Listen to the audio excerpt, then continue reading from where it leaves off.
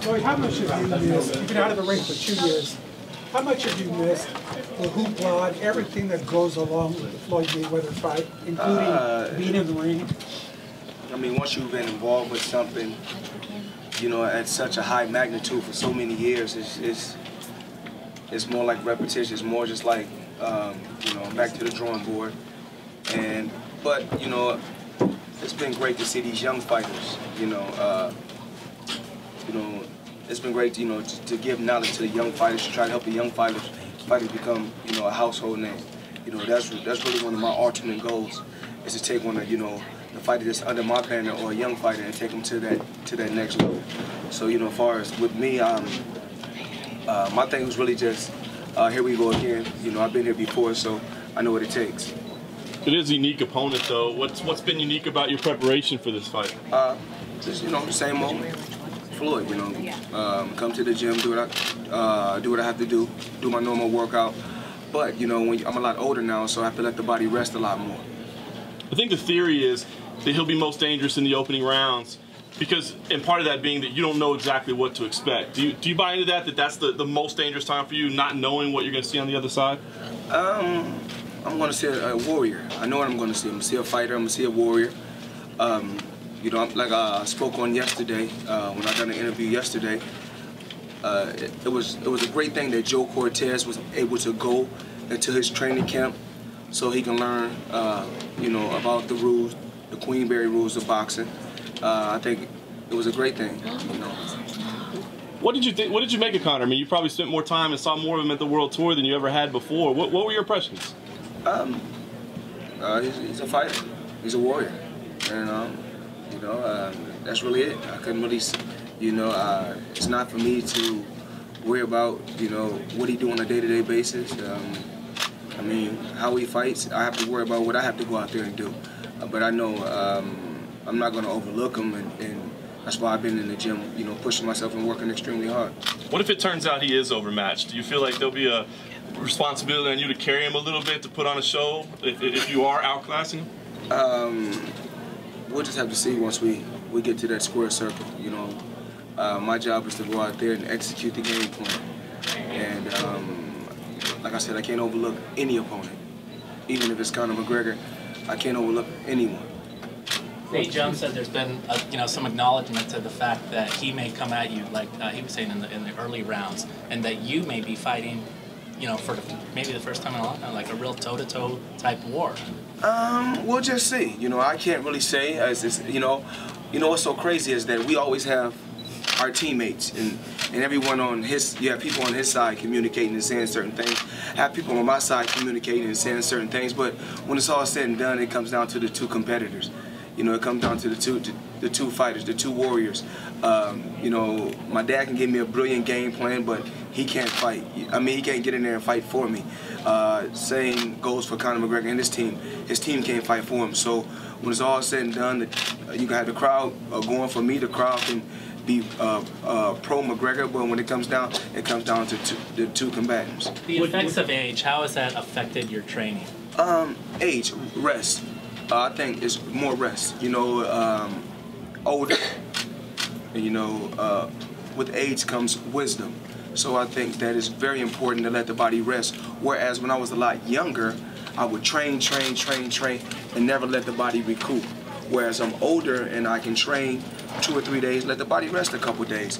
Still doing cardio work, but still letting the body rest. So when I do come back from resting, 2 days I come back rejuvenated and with a lot more spark. Would it ever enter your mind, I think we'll play up the one question, if you get into this and it's apparent early that he's not anywhere in your league and you could end it early, would it ever enter your mind about giving a show because this is such a huge event, or would you say, I need to end this in case something would happen later, I need to get it over? Well, you gotta realize that when it's something of this magnitude, we know this is not just a fight. This is an event. You know, it's a $1 billion fight. It's an event. And I think we both, you know, owe the fans as well as the public, everyone that's tuning in. I think that we both should give them excitement. Floyd, how did you learn to become such a master self-marketer?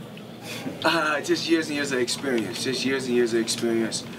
learning. You know, started with Top Rank. When I was with Top Rank, just learning everything. Want to learn different details.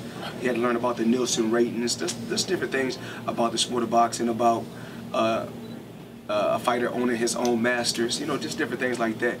And just I didn't want to be marketed in a certain way. And a lot of times they say, "Oh, Floyd, he's the bad guy." Well, it's not really that I'm the bad guy. If everybody's on the, if we playing kickball and everybody can't be on one team, somebody got to be on the other team also. So I decided to go on the other side. Who's the bad guy this time? It's not really. I mean, I can't really say who's the bad guy. I can say that August 26th, after the fight is over, everyone's going to be happy. Floyd, I wanted to ask you, I read an article that Zab Judah commented. He said when you get ready to fight somebody, you read their background, you study their family and all this stuff. Why do you do that? What do you get out of that helps you in the ring?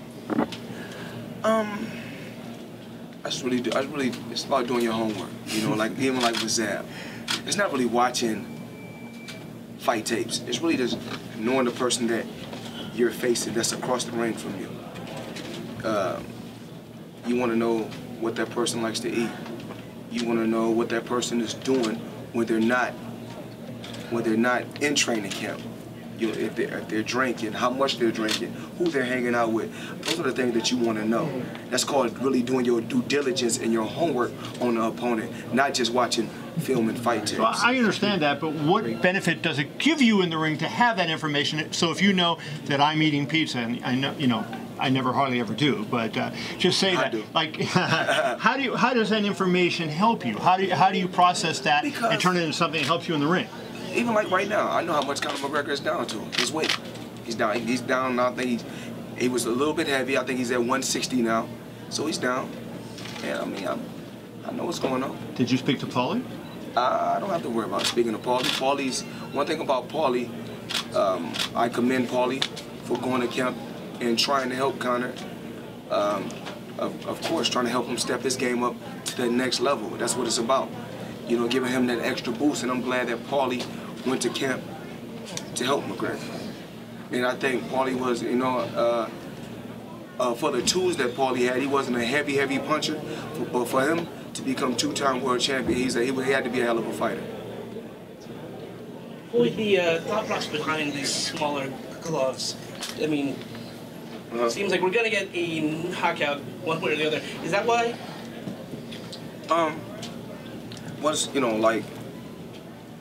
Like I said, I like to follow the rules, the Queensberry rules. And we all know, if anybody is knowledgeable about the sport of boxing, from 147 all the way down to 105, the lowest weight class, you fight at 8-ounce gloves. Once you fight at 154 all the way to heavyweight, you fight in 10-ounce gloves. But remember, some years back, some fighters really got hurt in 8-ounce gloves. I'm talking about smaller fighters. So when I fought Ricky Hatton, we fought in 10-ounce gloves. So a lot of times people saying we're talking about 10-ounce gloves being pillows. The only time I fought in 10-ounce gloves when there was pillows, when I was the B side, when I faced Oscar De La Hoya, and he chose the weight class. He chose my gloves also, so I didn't have no choice but to fight in what they gave me. And to become the A side, sometimes you gotta sacrifice something to get something. So that's what I did. Floyd, physically, you look like a 20-year-old. How do you feel? I've been working. I've been working. You know, it's just that this training camp has been a lot different. You know, I've been able to go to Miami, spend some time in Miami. I've trained in LA. I want to do something a little different. And just not really pushing the body so hard, knowing my body. I've been working with these young guys. These young guys have been pushing me in camp. And what's crazy is this. I'm not one of those guys that's going to go out there and just post my workout or show the world what I'm doing. I've been around the sport a long time. Everybody know what I can do. Floyd, when you posted about the 8 ounces, what prompted that? Why did you do that this late? I mean, they said that, I thought about something that he said. He said that he's used to fighting in 4-ounce. He's used to fighting 4-ounce gloves. So, like I said in my post, I want to give you any advantage that you think. You know, for years and years, it's been excuses, just with fighters, period.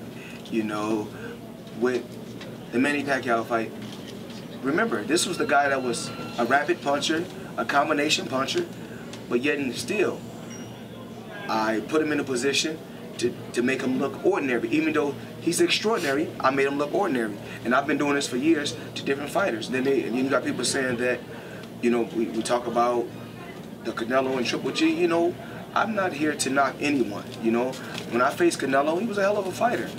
You know, once again, experience played a major key. Even like with this fight, you know, when we talk about certain things, when I said on paper, everything leans towards Conor McGregor, I never said that I think this fighter's going to beat me. I said on paper, everything leans towards him. You know, of course, the so-called boxing, you know, experts, they say things like, oh, when the guy is bigger, he's stronger than me, he's better.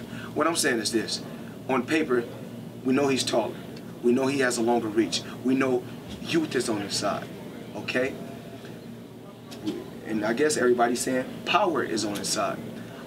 But I'm saying IQ is on my side, experience is on my side, and I think just fighting knowledge is on my side. So I never said that I feel that I'm going to lose. You know, I'm not going to get involved in anything if I think I'm going to take a loss. It's like me saying, yes, I'm going to invest my money, but I know I'm going to take a loss, but I'm still going to invest it. No, I'm going to tell the people what I truly believe and what it is on paper.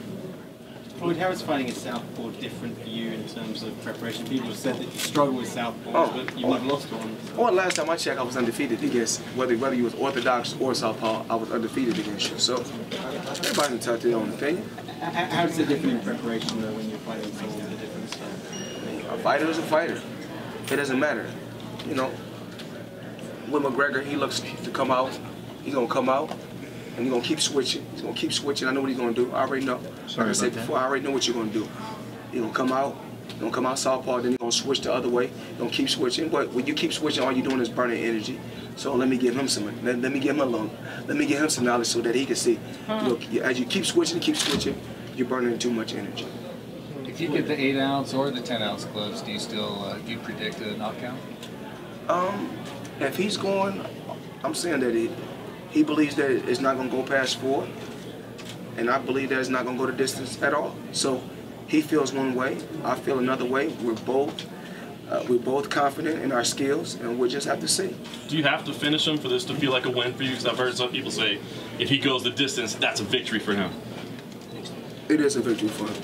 If he goes the distance, it's a victory for him. In my eyes, also. Floyd, at any point, has it gotten personal?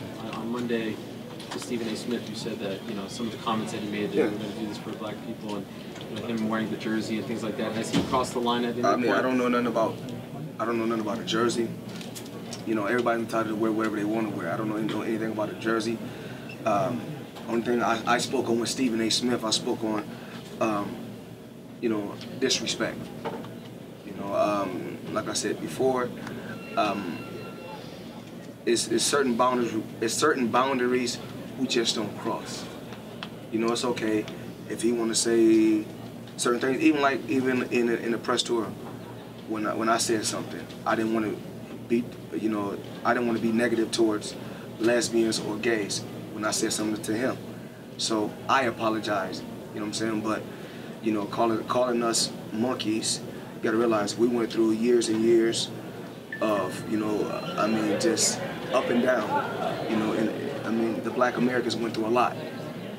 But I'm strong. I'm a strong individual. You know, we live and we learn, and hopefully, you know, after August 26th, you know, he won't be speaking that same language. When you landed in London, I understand that you came to the same airport and you briefly were in the same area. Did you talk to him at all privately backstage when you... It was crazy.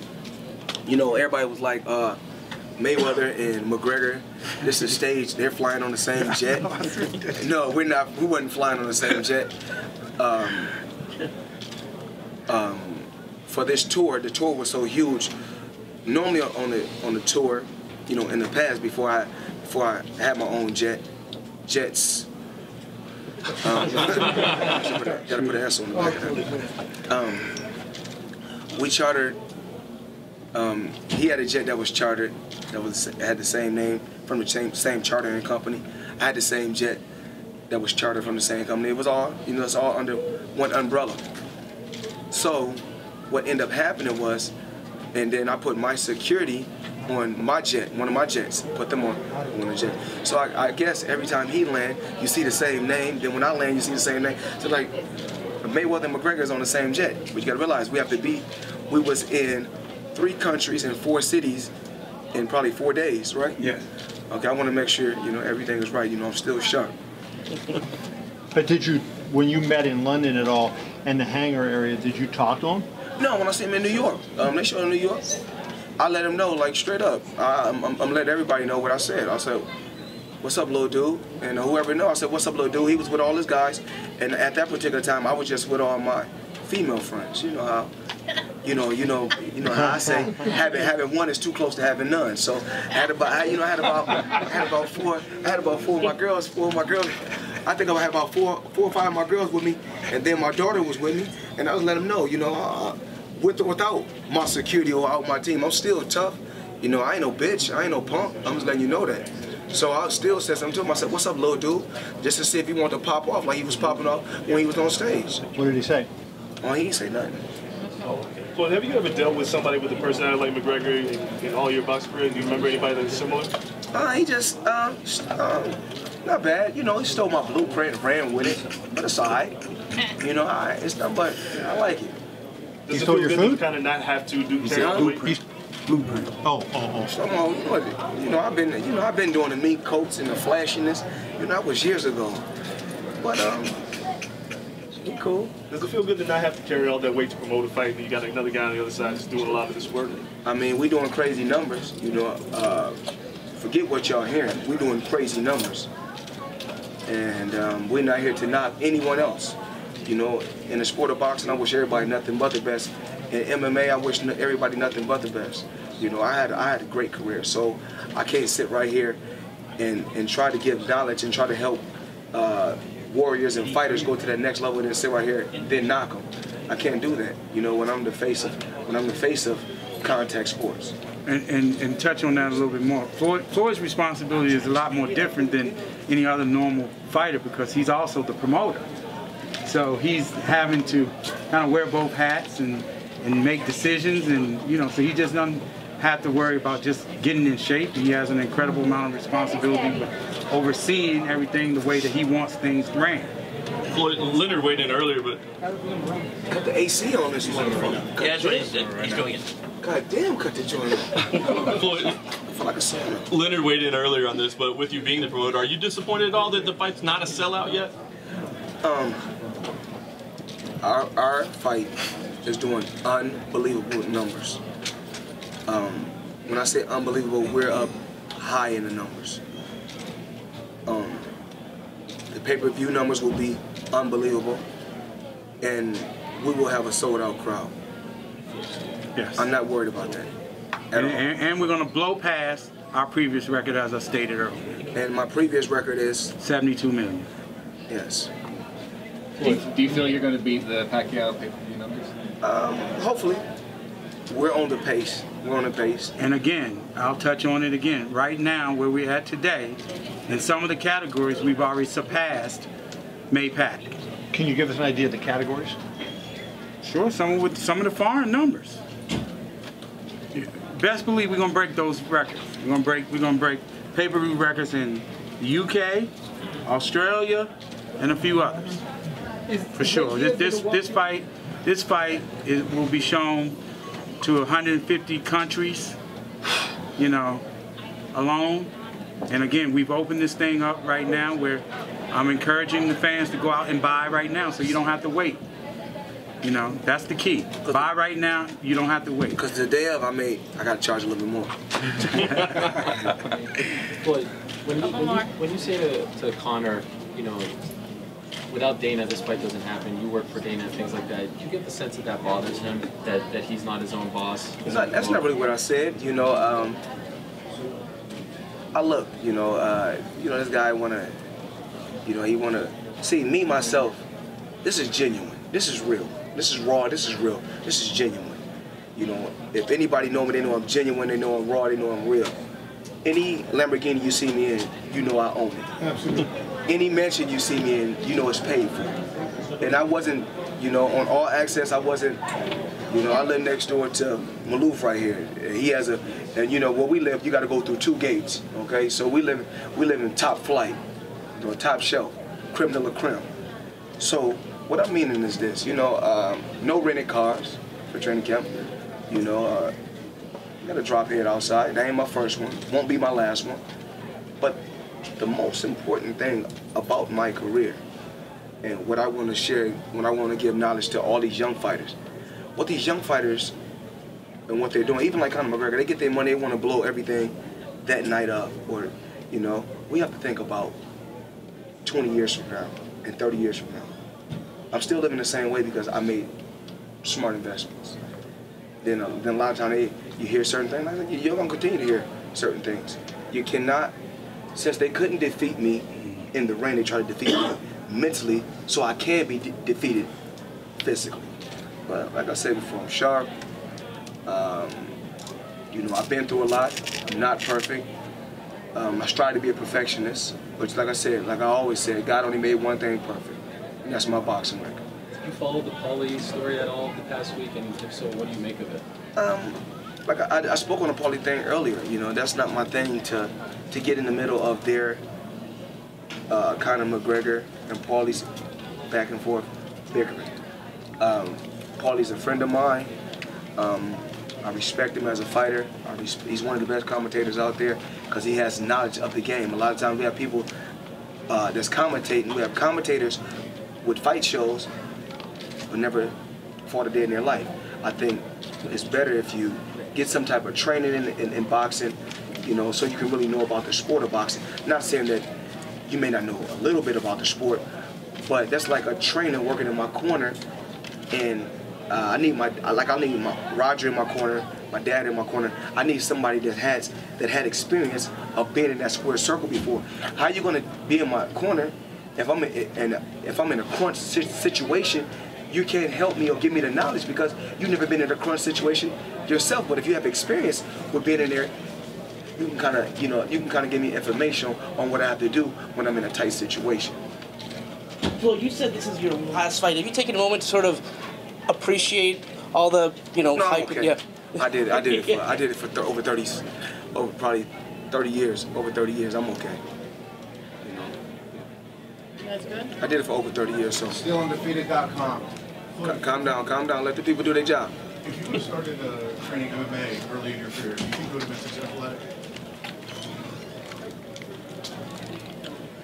I'm glad I chose what I chose. I'm glad I chose what I chose because if I didn't choose what I chose, we wouldn't.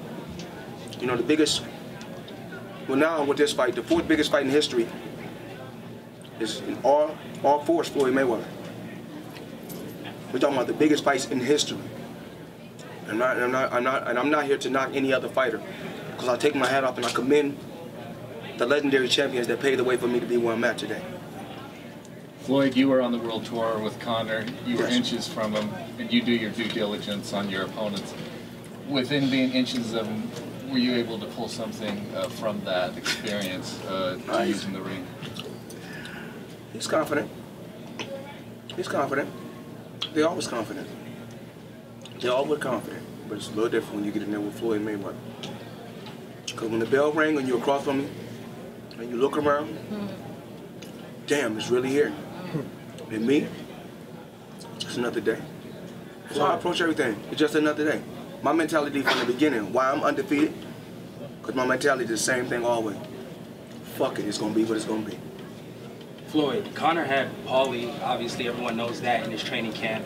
There's talks of you having Errol Spence in yours. Is that something you can clarify? And did you bring someone in? Did you just use your camp? Who were some of your sparring partners? How do you get ready for a guy like Conor? Errol Spence helped me get ready for the Robert Guerrero fight. And I needed a guy like Errol Spence to push me. Hell of a fighter. I needed him to push me because remember, when I fought Guerrero, I just came home from jail. So my body was totally different, you know, from doing 1,200 push-ups a day. So my upper body was a lot bigger. You know, I had to had to balance the weight out, you know, from top to bottom. I had to make sure my body was evenly proportioned. But Errol Spence, like I said, you know, I told you guys about Errol Spence a long time ago. I told you guys he's a hell of a fighter, and that guy gave me some good work, and I needed that. You know, we need guys like this in the sport of boxing. Well, you work to put together the undercard as well. What can people look to expect? I'm gonna let Leonard kind of touch on that undercard. Again, you know, the Mayweather, our undercard is stacked with Mayweather Promotions fighters. You know, obviously with Badu Jack, Gervonta Davis, and Andrew Tabiti. It's going to be a very exciting undercard. You know, but we have a pre-card also. Yeah, the Fox. I've talked about that earlier. Oh. The Fox prelims. Obviously, we have Thomas Delorme. He's fighting Sean Porter, and then we have Juan Heraldez. He's going to be in a very exciting bout. And then we have Savannah Marshall. Obviously our young protege, she's from the UK. She's going to make her pro debut. We're very excited. We have a tremendous undercard, and the fans are going to get their money's worth. Floyd, Definitely going to get their money's worth. Floyd, one of the things you told Conor on the press tour that he taps out, and it rattles him a little bit. Will you have Nate Diaz walk you out? I don't know. I'm just focused on the fight. You know what? We can't say who's going to walk Mayweather out.